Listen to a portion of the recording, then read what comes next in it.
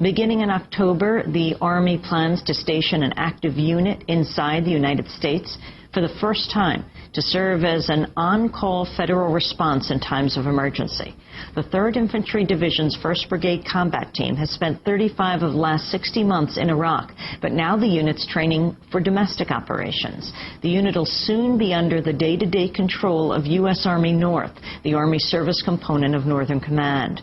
The Army Times reports this new mission marks the first time an active unit has been given a dedicated assignment to Northern Command. The paper says the Army unit may be called upon to help with civil unrest and crowd control. The soldiers are learning to use so-called non-lethal weapons designed to subdue unruly or dangerous individuals and crowds. Is it far-fetched to imagine that these UN peacekeeping forces would be used against American citizens?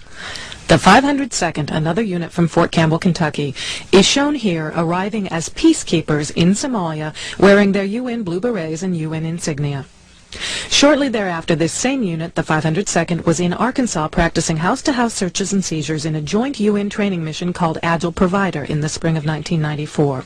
Agile Provider involved 44,000 UN troops, including troops from France and the Netherlands, training in the states of Georgia, North and South Carolina, Arkansas, and Tennessee. Yes, UN troops have been trained in this country in the past, but not in brigade strengths and not in domestic support house-to-house searches and seizures. Many of our congressmen deny that UN troops are being trained in this country at all, but as you can see in these clips from Fort Chaffee, Arkansas, Germans were training here last spring. Das ist die Baracke 1660, die da vom zweiten Zug dahin schon UN training has become so widespread that many of the newspapers around the country have had at least one such story. This official news release from the Navy High Command, Atlantcom, further confirms that UN troops were training in this country this past spring in forcible entries of homes using special operations tactics. News releases from around the country speak of law enforcement and military training together for so-called terrorist suppression involving attacks on civilian facilities. Did you know that 49 of our most famous landmarks have been given to the United Nations as supposed biospheres? Yet many of these supposed biospheres are located outside military facilities and are used for covert UN military special operations training areas. On the border between the U.S. and Canada, we see the UN flag flying between the U.S. and Canadian flags. Throughout cities in America, UN flags are popping up outside government buildings. But perhaps most disturbing was this letter received by New American Magazine detailing a survey given to Marines at 29 Palms Base. We confirmed this survey was given to Army Special Operations recruits. The survey asked troops whether they would swear to the following code. I am a United Nations fighting person. I serve in the forces which maintain world peace and every nation's way of life. I am prepared to give my life in their defense. This survey also asked if these U.S. military men would fire upon U.S. citizens who refuse or resist confiscation of firearms banned by the U.S. government. Did you notice the federal tax agents dressed like military patrolling the roads during the Waco siege, or the black military helicopters at each of the Indy 500 races for the past several years?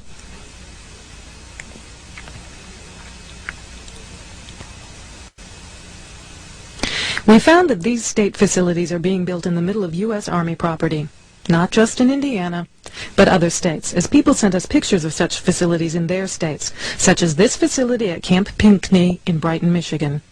You see not only the black vans here, but curiously, there are reverse swastikas carved into each end of the roof.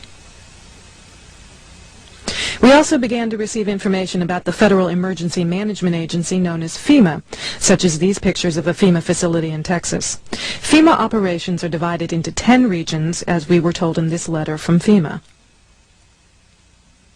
The American public has been led to believe that FEMA is for disaster relief operations.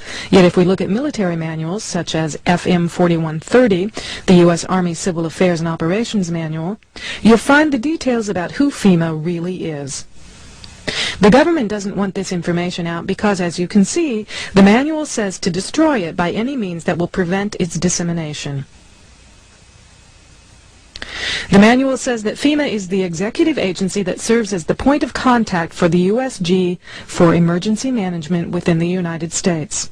Under Executive Order 12148 of July 20th, 1979, the President transferred all functions from the Civil Defense, Civil Preparedness agencies under the Department of Defense to FEMA.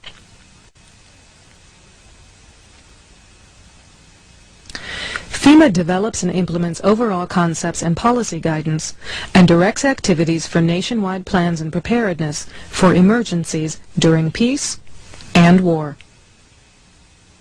It also develops plans, systems, and capabilities for protection of the U.S. populace, government, and industry, and for stabilization of the economy in time of emergency.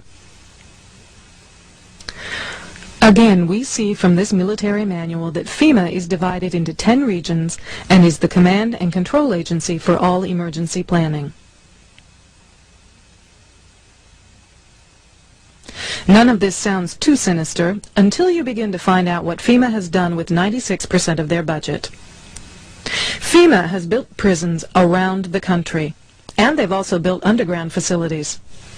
It actually turns out that they are the key agency to implement a plan known as Operation Garden Plot, the plan to put American citizens in prison camps. Under Executive Order 12919, signed by Bill Clinton on June 3, 1993, presidential authority under a 1950s Defense Production Act was delegated to the Secretaries of Defense, Agriculture, Treasury, and Commerce to seize all civilian property for the government solely by declaring them necessary for national defense.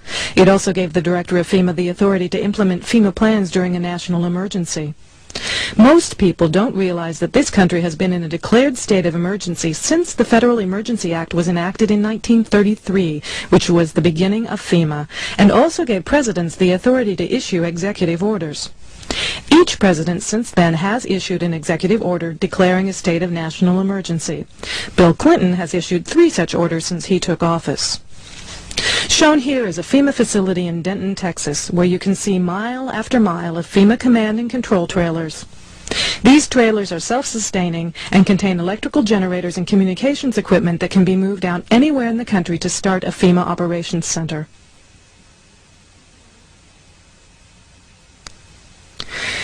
Several military manuals, such as these manuals, ranging from 1985 through 1994, speak of FEMA as the implementing agency for Operation Garden Plot, the plan to put American citizens in prison camps under military control. This 1994 Field Manual for Military Police speaks of Operation Garden Plot as a DoD civil disturbance plan that tells the military what they can and cannot do, and that they will operate under FEMA control.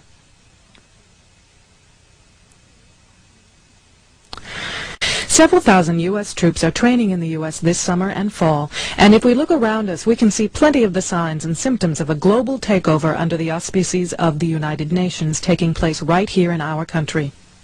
These trucks are Soviet trucks imported from eastern Germany, parked at a private facility in the DeSoto National Forest in Sautier, Mississippi, just outside Gulfport off Highway 59. A sign on the facility says Airmar. Airmar is privately owned, but the signs on fences around the facility say this is a U.S. Customs facility. Several acres of federal forest land was bulldozed to create this customs facility solely for Airmar. No one knows for sure what this facility really is, but one thing is certain, it's not what we're being told it is. And there are 750 Soviet chemical trucks sitting in Mississippi whose sole use is to spray chemicals and nerve gas in chemical warfare operations. What are they doing in Mississippi? What are they doing on U.S. soil? And why are they under the protection of the U.S. government if they are privately owned? Senator Sam Nunn from Georgia was quoted as saying he was certain the American public would welcome the Soviet troops as peacekeeping forces in the United States.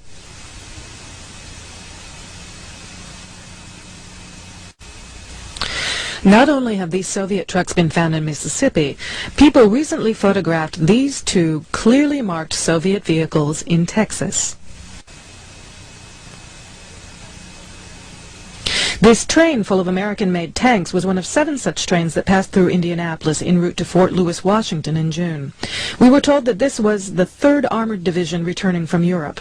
Yet Fort Lewis has such a severe housing shortage that many military families are actually living in tents. Yet this whole division is being sent there. 3 other such trains passed through Indianapolis in early August, one heading to Fort Riley, Kansas, another to Alabama, and the third to Fort Lewis, Washington. Are these tanks part of Operation Garden Plot, to be used to round us up for the slave labor camps, along with the black helicopters and federal law enforcement that look like active-duty military stationed in our roadways as they were in Waco? Welcome to the New World Order. Expect no mercy.